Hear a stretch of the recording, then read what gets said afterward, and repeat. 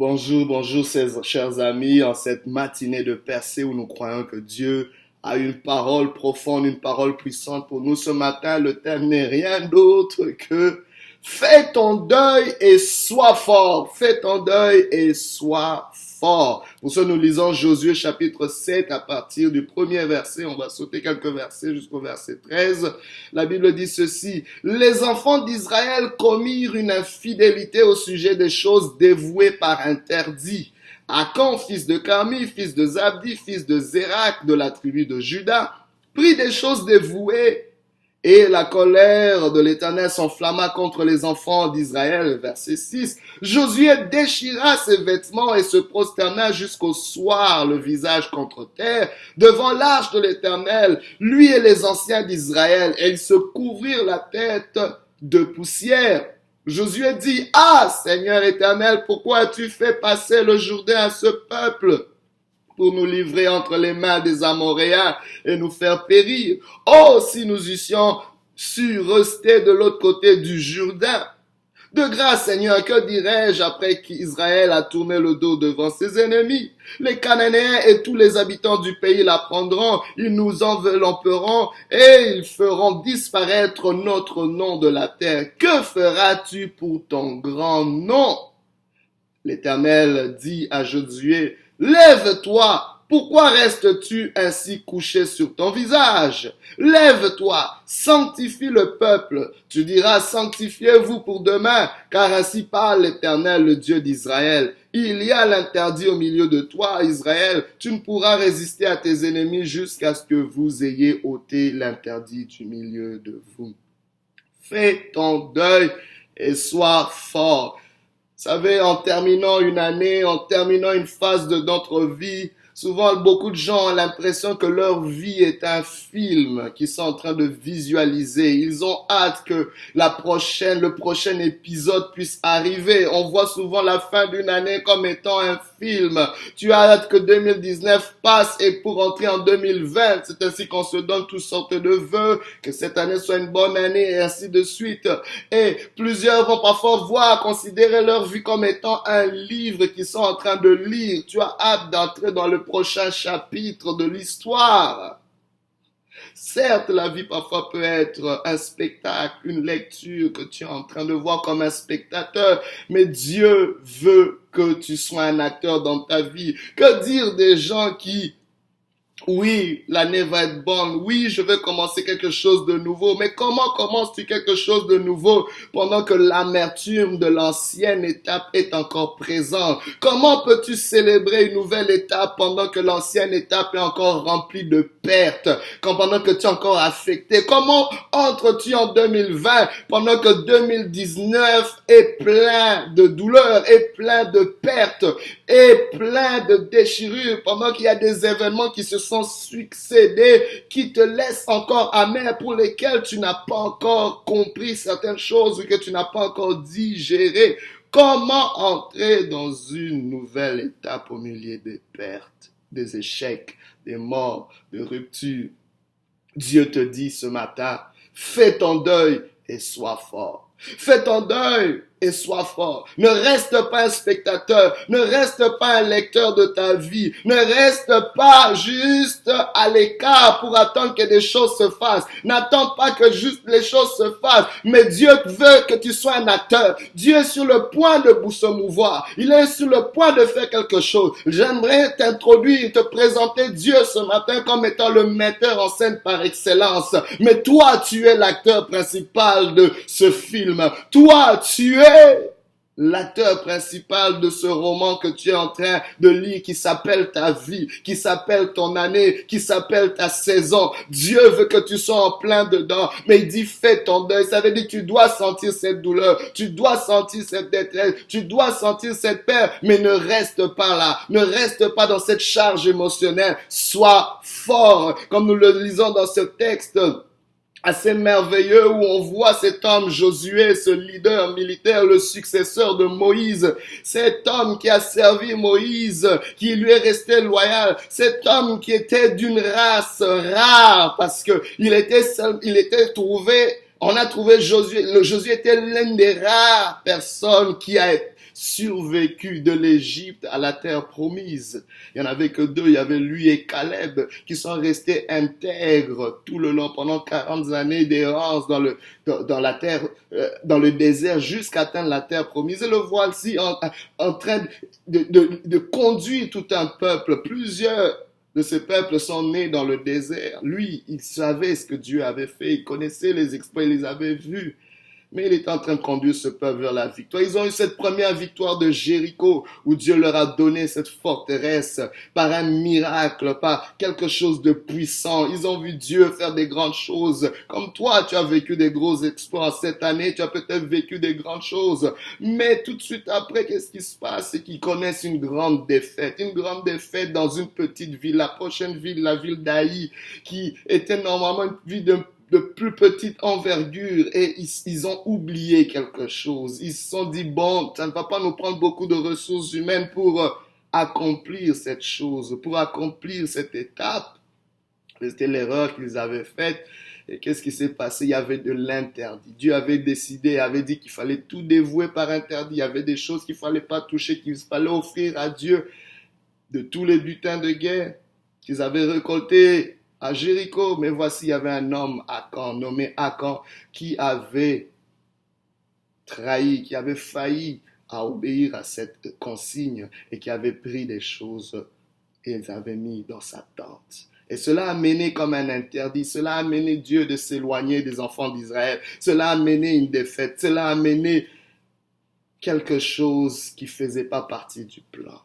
Que fais-tu quand quelque chose vient s'introduire dans le plan que tu avais? Quelque chose qui vient réduire la cadence que tu avais. Tout allait bien, tout semblait bien se dérouler, mais il y a quelque chose qui vient déranger. Je ne sais pas qu'est-ce qui a dérangé 2019. Je ne sais pas ce qui dérange ta saison. Je ne sais pas, il y a comme une tâche. Tu dis, mon parcours est bon, mais il y a quelque chose que j'arrive pas à dépasser. Oh, c'était le cas de Josué. Il était dans cette situation. Et la Bible nous montre qu'il a déchiré ses vêtements. J'aimerais te dire ce matin, Dieu te dit, fais ton deuil et sois fort. Pourquoi? Parce que dans l'état dans lequel Josué était, il pouvait pas comprendre. Tout ce qu'il vivait, c'était une charge émotive. Il était dans le désarroi, dans la douleur. Et je sais pas, parfois, quand tu vis quelque chose, les gens vont souvent te dire, vas-y, sois fort. C'est pas évident d'être fort pendant que quelqu'un vit un deuil, pendant que quelqu'un vit une séparation, un divorce, un échec, ou je sais pas, une difficulté. Parce que tu ressens juste cette douleur. Tu n'es pas rationnel en ce moment-là. Tu ne sais pas à quoi penser. Tout ce qu'on te dit entre et sort de l'autre côté. Et regardez, pendant que Josué vivait ce moment, Dieu ne disait rien. Dieu n'avait rien dit. Dieu ne leur avait même pas dit qu'il y avait un interdit. Dieu ne leur avait même pas dit, voici quel est le problème. Dieu, à un moment donné, attend de ta part que tu sois un être humain. Que tu vives ton humanité. Tu n'es pas juste un esprit, mais tu as un corps, tu vis sur une terre, tu es un esprit qui a une expérience humaine. Voilà. Et il faut que tu la vives. La douleur, c'est pour ça que Dieu a donné ces émotions, pour que tu sentes qu'il y a quelque chose qui ne va pas. Mais tu ne peux pas ignorer ton humanité. Tu peux pas ignorer que quelque chose s'est mal passé. Tu peux pas ignorer que quelque chose n'a pas marché. Tu dois le vivre. L'humanité, c'est aussi accepter que les succès peuvent être éphémères. Ton humanité, ne pas ignorer ton humanité, c'est aussi le fait de reconnaître que les couronnes ne sont pas éternelles. Que le succès peut être juste pour une saison. Josué devait accepter que oui, Jéricho est un succès, mais Haï a été un échec. Que la vie va parfois être parsemée de hauts et de bas. Ça fait partie de la vie. Tu dois accepter ce caractère. Tu dois accepter ton humanité. Que je réussirai pas toujours dans la vie. Mais que l'échec dans la vie n'est pas l'échec de la vie. C'est pas parce que j'ai échoué dans cette étape que ma vie est un échec. C'est pas parce que mes performances n'ont pas été bonnes que ma vie est finie. C'est pas parce que il y a eu cette gaffe, cette erreur que tu as fait pendant l'année 2019 que ton année est une erreur, que ton année est un échec. Tu dois d'abord faire ce deuil avant de passer à l'autre étape. Ça prend cela parce que sans cela, tu ne pourras pas entendre la voix de Dieu. Parce que Dieu a donné un conseil merveilleux à Josué, mais ça le prenait d'abord de ventiler ses émotions, de déchirer ses vêtements, de se questionner, de dire, d'exprimer son désarroi. Il devait reconnaître sa fragilité. J'ai échoué en tant que leader. Mais pourquoi ils ont échoué? C'est parce qu'il y avait un interdit, il y avait un péché.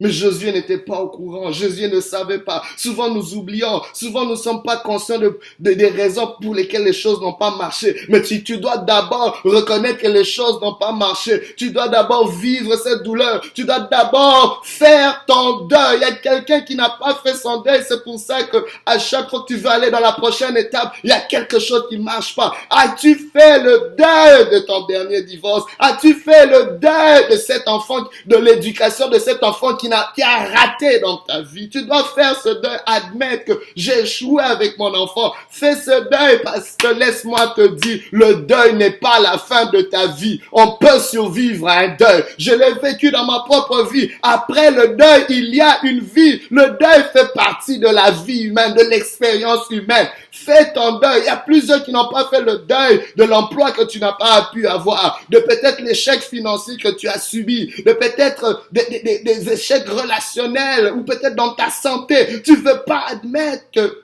on t'a donné ce diagnostic par le médecin. Malgré toutes les prières qu'on a fait, les choses ne marchent pas. Tu dois d'abord faire ce deuil, que peut-être ta santé ne sera plus comme elle était avant. Peut-être que les choses ont changé. La relation que tu avais autrefois avec Dieu n'est plus la même. Tu dois peut-être faire ce deuil-là. Je sais pas dans quelle étape tu es, mais fais ton deuil, s'il te plaît. Tu ne peux pas passer à l'autre étape. Tu peux pas passer dans l'année 2020 si tu n'as pas fait le deuil de l'année 2019. Oui, 2019 s'achève. Oui, il y a une étape qui s'achève. Il y a une phase qui s'achève dans ta vie. Tu dois l'accepter. Josué devait accepter cette situation. À Jéricho, où ils étaient devant une grosse forteresse, c'est là qu'ils pouvaient voir les miracles de Dieu. L'homme a souvent tendance à avoir recours à Dieu devant les impossibilités. Mais dans la ville d'Haï, l'homme oublie. L'homme oublie vite dans le succès. Dans la gloire, nous oublions vite. Oh, il y a quelque chose que tu as oublié. Le péché d'Achan, c'était parce qu'il avait oublié. Il avait oublié, oui, il savait peut-être, mais il avait oublié que c'était important. Il avait oublié que ça n'allait pas être sans conséquence de violer les lois de Dieu. Ce qu'il avait oublié, c'était peut-être parce qu'il était envieux. Il avait oublié de reconnaître les bienfaits qu'il y avait en lui, que Dieu avait déjà fait dans sa vie. Parce que parfois nous pensons que le jardin est toujours plus vert chez le voisin. On envie. Et c'est ce qui amène le péché. C'est ce qui amène beaucoup de choses. Parce que tu considères ce que tu n'as pas, ce qui marche pas dans ta vie. Et tu es parfois facilement poussé à te compromettre. Mais la source, c'est parce que tu étais en train de considérer ce qui marche pas. Mais tu as oublié ce qui marche. Tu as oublié quand même. Tu as oublié ce que Dieu fait. Et c'est comme ça qu'on se retrouve dans une situation qui nous endeuille. Mais après que Josué ait ventilé, après que Josué ait reconnu cela, laissez-moi vous dire, pourquoi c'est important? Parce qu'il y a beaucoup de gens qui ont peur d'aller dans ce deuil parce qu'on a l'impression que notre vie est finie. Laisse-moi te dire, fais ton deuil en sachant que tu es un projet de Dieu. Fais ton deuil dans une perspective que tu es un projet de Dieu. J'aimerais t'annoncer ce matin que tu es le chef-d'œuvre de Dieu. Tu es le plus grand projet de Dieu. Les projets ont peut-être échoué, mais le projet de Dieu n'a pas échoué. Le projet de Dieu que tu es n'a pas échoué. Car Dieu est le Dieu des œuvres achevées. Il n'échoue pas ses projets. My God. Hallelujah. Fais ton deuil en sachant que la mort de tes projets n'est pas la fin des projets de Dieu pour ta vie. C'est lui qui dit, je connais les projets que j'ai formés pour vous, projets de paix, non de malheur, afin de vous donner un avenir et de l'espérance. C'est Dieu qui initie les projets. My God. Il est l'alpha et l'oméga. Au commencement, Dieu. Alléluia. My God, tu es parce que Dieu a eu un projet. Si Dieu n'avait pas eu un projet, tu ne serais pas là. Alors, qu'est-ce qui te dit que parce que toi, tes projets ont échoué, que les projets pour lesquels Dieu t'a amené dans ce monde ont échoué? Reviens à Dieu et réalise. Fais ton deuil en sachant que tu es un projet de Dieu. Fais ton deuil en sachant que non seulement Dieu initie les projets, mais Dieu les planifie au-dessus. Car ses plans sont plus élevés que nos plans. Il est aussi celui qui exécute ses projets. C'est lui le Dieu des œuvres achevées. Il va exécuter. Il dit un mot, la chose arrive. Il ordonne et elle s'exécute. Dieu aussi, celui qui surveille, qui contrôle ses projets. La Bible nous dit qu'il ne sommeille ni ne dort. Josué devait savoir que Dieu ne sommeille ni ne dort. Dieu n'était pas endormi pendant qu'ils étaient en train d'échouer. Dieu n'était pas endormi pendant qu'ils ne voyaient pas le bout du tunnel. Dieu voyait déjà la prochaine étape. J'aimerais te dire, Dieu te voit déjà en 2020. Dieu te voit déjà réussir. Dieu te voit déjà triompher. Dieu est toujours en longueur d'avance par rapport à nous. Ne tirons pas des conclusions hâtives sur notre vie pendant que nous ne sommes pas vraiment les metteurs en scène de cette vie. Nous sommes des acteurs, mais jouons notre rôle dans cette scène. Il y a une nouvelle scène dans laquelle Dieu veut t'introduire. Mais tu dois faire ton deuil et être fort. C'est seulement pendant que Josué, après qu'il ait déchiré ses vêtements, Dieu lui dit, il dit, lève-toi Josué. En d'autres termes, sois fort. Pourquoi restes-tu couché sur ton visage? Dieu lui dit, tu dois être fort pour la prochaine étape. Tu as besoin de la force pour enfanter ce que tu dois enfanter. Tu as besoin de la force pour jouer le rôle que tu dois jouer. Tu as besoin de la force pour comprendre, pour démystifier ce qui n'a pas marché. Il a dit, lève-toi, sanctifie le peuple. C'est-à-dire, vous devez ôter l'interdit. Ça prend, oh my God, Dieu est en train de lui donner le secret de la force. Le secret de la force, c'est de vous réconcilier avec moi. Sans moi, vous ne pouvez rien. Oh my God, j'aimerais que le grand péché, bien aimé, c'est tout ce qui t'éloigne de Dieu, tout ce qui t'empêche de t'approcher de Dieu, tout ce qui t'empêche d'avoir une relation harmonieuse avec Dieu, tout part de là. Il dit, sans moi, vous ne pouvez pas résister à la prochaine étape. Il y a des grands défis qui viennent en cette année, mais tu as besoin d'être avec Dieu. Tu as besoin de la force. Oh, fortifie-toi et prends courage, car Dieu veut te donner possession de ce territoire. Il y a un territoire qui t'attend, mais tu as besoin de la force. Je prie que Dieu t'accorde la force. Reçois la force de Dieu ce matin. Mais comment tu le fais? Premièrement, n'ignore pas ton humanité. Deuxièmement, ça prend que tu puisses faire cette prière que Josué a faite. Josué a fait une prière assez particulière à Dieu. Il a dit, Seigneur mon Dieu, que feras-tu pour ton grand nom? Alléluia. Dieu était lié. Dieu est lié à son nom. Dieu est lié à sa parole. Dieu va toujours défendre son nom. Tant si longtemps que tu portes et que tu représentes son nom, Dieu va te relever. Dieu, en d'autres termes, Josué, la prière de Josué était en train de montrer que Seigneur, ma vie est fortement attachée à tes projets. Je suis un projet de Dieu. Je suis un acteur dans les projets de Dieu. Mais que feras-tu, toi, Dieu, pour ton nom? Seigneur, remplis ta part du contrat et relève-moi. Fortifie-moi à cause de ton nom. Je prie que Dieu te fortifie, qu'il te relève à cause de son nom, car son nom va être glorifié en cette année de 2020, car Dieu veut élever son nom au travers de toi, dans ta saison, dans ta vie, dans ta famille, dans ta destinée, dans tout ce que tu entreprends. Mais fais ton deuil et sois fort. Que Dieu te bénisse, que Dieu te fortifie, qu'il te fasse du bien. Car le Dieu qui a visité Josué est encore en train d'agir ce matin, en cette saison, dans ta vie. Que Dieu te bénisse et qu'il te fasse du bien. Alléluia.